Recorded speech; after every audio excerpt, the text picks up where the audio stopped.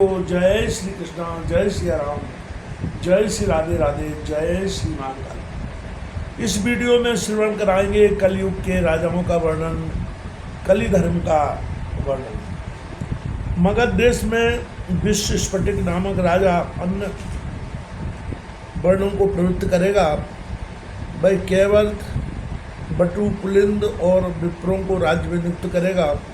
संपूर्ण क्षत्रिय जाति को उच्छिन्न कर पद्मावतीपुरी में नागगढ़ तथा गंगा के निकटवर्ती प्रयाग और गया में मागध और गुप्त राजा लोग राजभोग करेंगे। कौशल, आंध्र, पुंडरू, ताम्रलिप्त और समुद्र तटवर्तिनी पुरी की देवरक्षित नामक एक राजा रक्षा करेगा। कलिंग, माहेश, महेंद्र और कुंभ आदि देशों को ग्रह गोय नरेश भोगेंगे। नेषद, नैमिषक और कालकौशक आदि जनपदों को मणि धान्यक वंशी राजा भोगेंगे। त्रैराज्य और मुसिक देशों पर कनक नामक राजा का राज्य होगा। सौराष्ट्र, अवंती, शूद्र, आविर तथा नर्मदा तटवर्ती मरुभूमि, व्रात, ध्वज, आभीर और शूद्र आदि का आधिपत्य होगा। समुद्र तट, दावी, कौरवी, चंद्रभागा और कश्मीर आदि देशों का व्रात, मलेक्ष और शूद्र आदि राजा गण भोग करेंगे। ये संपूर्ण राजा लोग पृथ्वी में एक ही समय में होंगे। ये थोड़ी प्रसन्नता वाले, अत्यंत क्रोधी, सर्वदा अधर्म और मिथ्या भाषण में रुचि रखने वाले, स्त्री, बालक और गौओं की हत्या करने वाले, परधन हरण में रुचि रखने वाले, अल्पशक्ति, तमा प्रधान, उत्थान के साथी, पतनशील, अल्पायु, महती कामना वाले, अल्पपूर्ण और अत्यंत लोभी होंगे। ये संपूर्ण देशों को परस्पर मिला देंगे तथा उन राजाओं के आश्रय से ही बलवान और उन्हीं के स्वभाव का अनुकरण करने वाले मलेच्छ तथा आदि विपरीत आचरण करते हुए सारी प्रजा को नष्ट कर देंगे।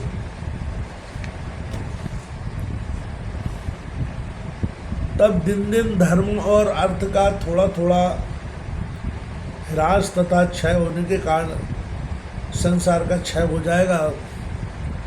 उस समय अर्थ ही कुलीनता का हेतु होगा, बल ही संपूर्ण धर्म का हेतु होगा, पारस्परिक रुचि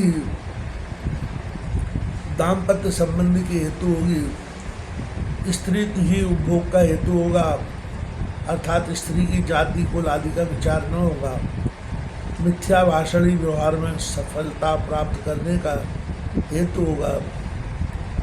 जल की सुलभता और सुगमता ही पृथ्वी की स्वीकृति का हेतु होगा, अर्थात पुण्य क्षेत्र आदि का कोई विचार न होगा। बाकी जलवायु उत्तम होगी, वही भूमि उत्तम मानी जाएगी। यज्ञोपवीति ब्राह्मणत्व का हेतु होगा। रत्नादि धारण करना ही प्रशंसा का हेतु होगा। बाई चिन्नी आश्रमों के हेतु होंगे।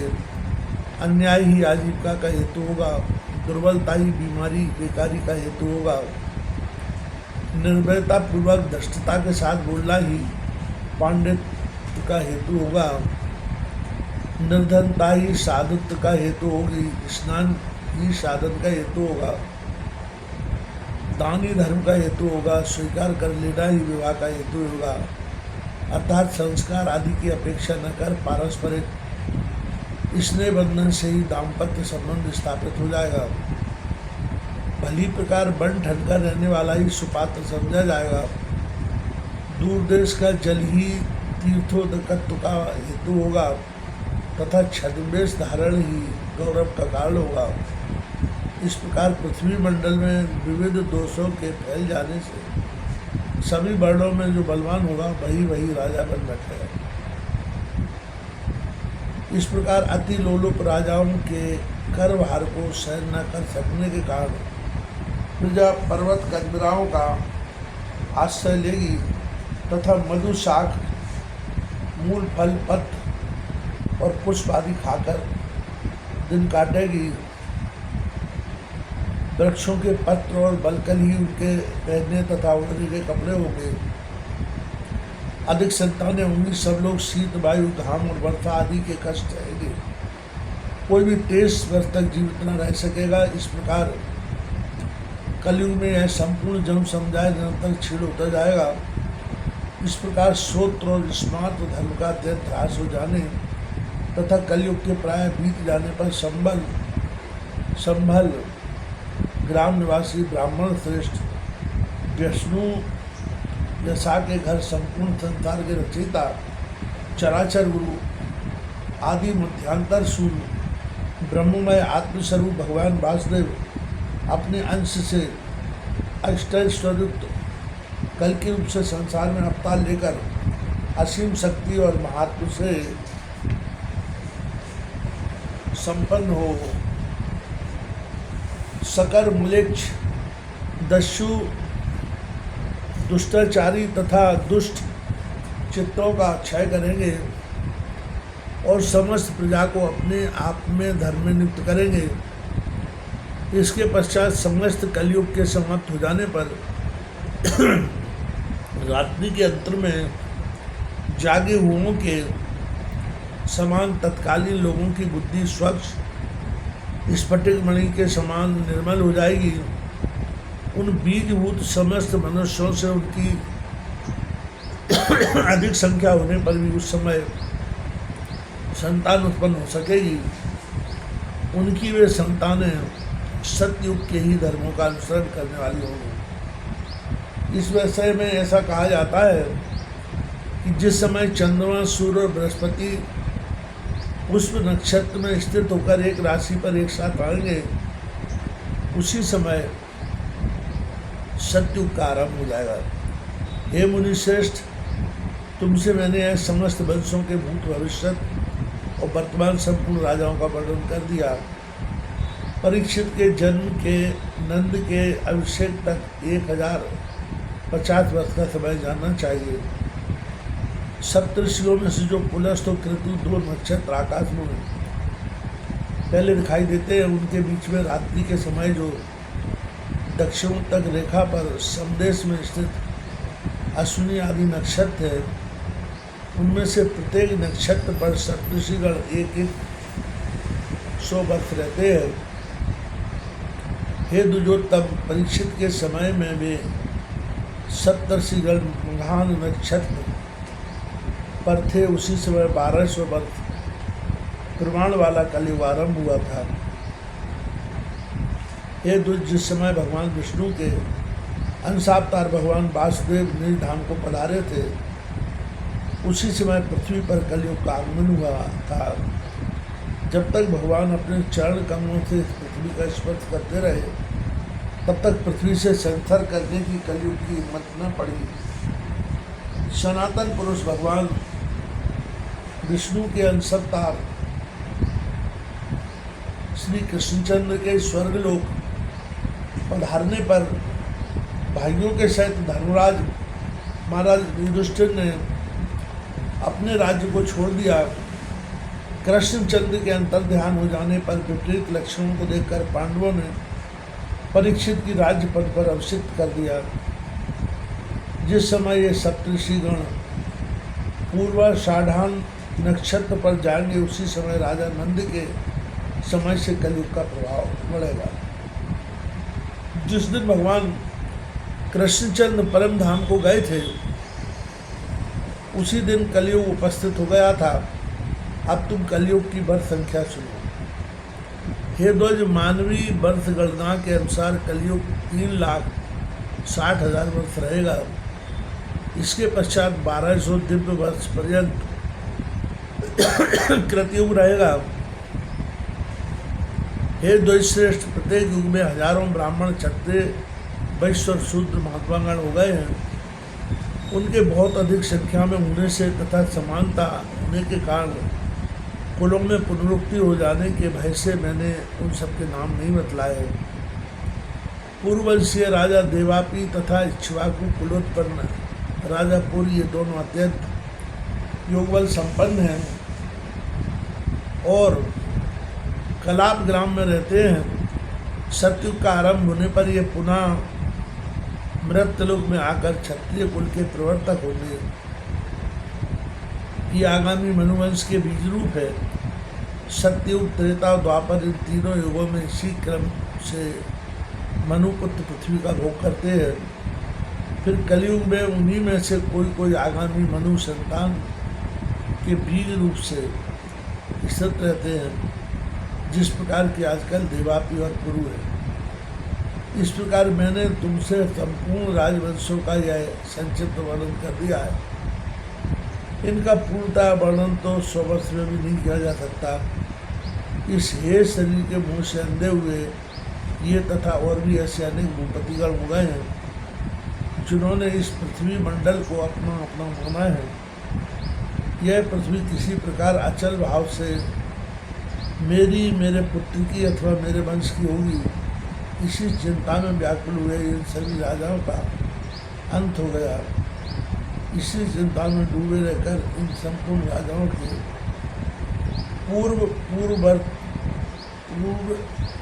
पूर्ववर्ती राजा लोग चले गए और इसी में मग्न रहकर आगामी भूपतिगण भी मृत्यु मुख में चले जाएंगे।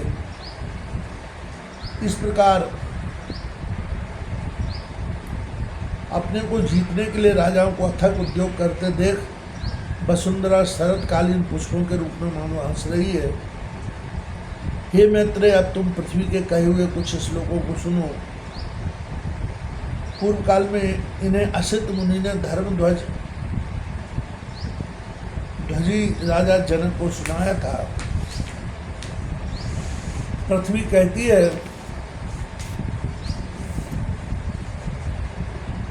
अहो बुद्धिमान होते हुए भी इन राजाओं को यह कैसा मोह हो रहा है, जिसके कारण ये बुलबुले के समान क्षण स्थायी होते हुए भी अपनी स्थिति में इतना विश्वास रखते हैं। लोग प्रथम अपने को जीतते हैं और फिर अपने मंत्रियों को तथा उनके अनंतर ये क्रमशः अपने भ्रत, प्रवासी एवं शत्रुओं को जीतना चाहते हैं। इसी क्रम से हम समुद्र पर्यंत संपूर्ण पृथ्वी को जीत लेंगे, ऐसी बुद्धि से मोहित हुए ये लोग अपने निकटवर्ती मृत्यु को नहीं देखते। यदि समुद्र से घिरा हुआ या संपूर्ण भूमंडल अपने बस में हो ही जाए तो भी मनोजय की अपेक्षा इसका मूल्य क्या है, क्योंकि मोक्ष तो मनोजय से ही प्राप्त होता है, जिसे छोड़कर इनके पूर्वज चले गए तथा जिसे अपने साथ लेकर इनके पिता भी नहीं गए, उसी मुझको अत्यंत मूर्खता के कारण ये राजा लोग जीतना चाहते हैं। जिनका चित्त ममतामय है, उन पिता, पुत्र और भाइयों में अत्यंत मोह के कारण मेरे ही लिए परस्पर कलह होता है। जो राजा लोग यहाँ हो चुके हैं, उन सभी की ऐसी कुबुद्धि रही है कि यह संपूर्ण पृथ्वी मेरी ही है और मेरे पीछे यह सदा मेरी संतान की ही रहेगी। इस प्रकार मेरे में ममता करने वाले एक राजा को छोड़कर, मुझे छोड़कर पृथ्वी के मुख में जाते हुए देखकर भी न जाने कैसे उनका उत्तराधिकारी अपने हृदय में मेरे लिए ममता को स्थान देता है। जो राजा लोग दूतों के द्वारा अपने शत्रुओं से इस प्रकार कहलाते हैं कि यह पृथ्वी मेरी है, तुम लोग इसे तुरंत छोड़कर चले जाओ, उन पर मुझे बड़ी हंसी आती है और फिर उन मूढ़ों पर मुझे दया भी आती है। पाराशर जी बोले,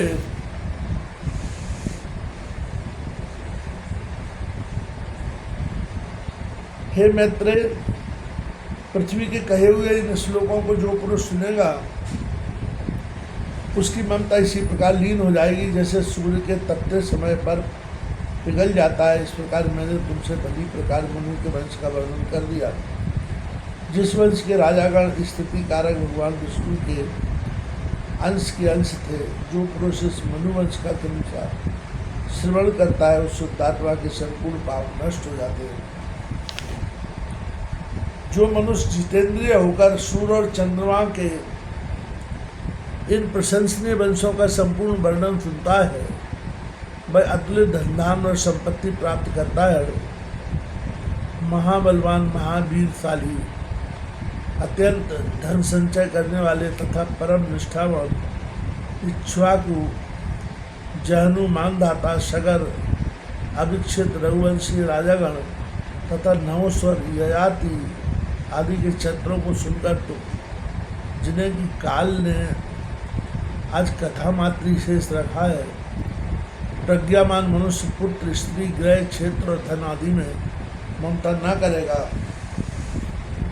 जिन पुरुष श्रेष्ठों ने ऊर्ध्वभाव होकर अनेक वर्ष पर्यंत कठिन तपस्या की थी तथा विविध प्रकार के यज्ञों का अनुष्ठान किया था, आज उन अति बलवान और वीरशाली राजाओं की काल ने केवल कथा मात्र ही छोड़ दी है। जो पृथु अपने पुत्र समूह को जीतकर स्वच्छंद गति से समस्त लोगों में विचरता था, आज वही काल वायु की प्रेरणा से अग्नि में फेंके हुए समर्थ की रुई के ढेर के समान नष्ट विष्ट हो गया है। जो कार्तवीर अपने शत्रु मंडल का संहार कर समस्त दीपों को बसीभूत कर उन्हें भोगता था, वही आज कथा प्रसंग से वर्णन करते समय उल्टा संकल्प विकल्प का हेतु होता है, अर्थात उसका वर्णन करते हुए यह संदेह होता है कि वास्तव में वह हुआ था या नहीं। समस्त दिशाओं को दैदीप्यमान करने वाले रावण अभिक्षित और रामचंद्र आदि के क्षण ऐश्वर्य को नमस्कार है, धिक्कार है। अन्यथा काल के क्षणिक कटाक्षपात के कारण आज उसका भस्मात्र भी क्यों नहीं बच सका। जो मानदाता संपूर्ण भूमंडल का चक्रवर्ती सम्राट था, आज उसका केवल कथा में ही पता चलता है। ऐसा कौन मंदबुद्धि होगा जो यह सुनकर अपने शरीर में भी ममता करेगा, फिर पृथ्वी आदि में ममता करने की तो बात ही क्या है। भगीरथ सगर ककुष्ठ रावण रामचंद्र लक्ष्मण और युष्टा आदि पहले हो गए हैं, यह बात सत्य सत्य है, किसी प्रकार भी मिथ्या नहीं है, किंतु अब वे कहाँ है इसका हमें पता नहीं है। हे विप्रवर, वर्तमान और भविष्यकालीन जिन जिन महावीरशाली राजाओं का मैंने वर्णन किया है, वे तथा अन्य लोग भी पूर्वोक्त राजाओं की भांति कथा मात्र शेष रहेंगे। ऐसा जानकर पुत्र पुत्री और क्षेत्र आदि तथा अन्य प्राणी तो अलग रहे, बुद्धिमान मनुष्य को अपने शरीर में भी ममता नहीं करनी चाहिए।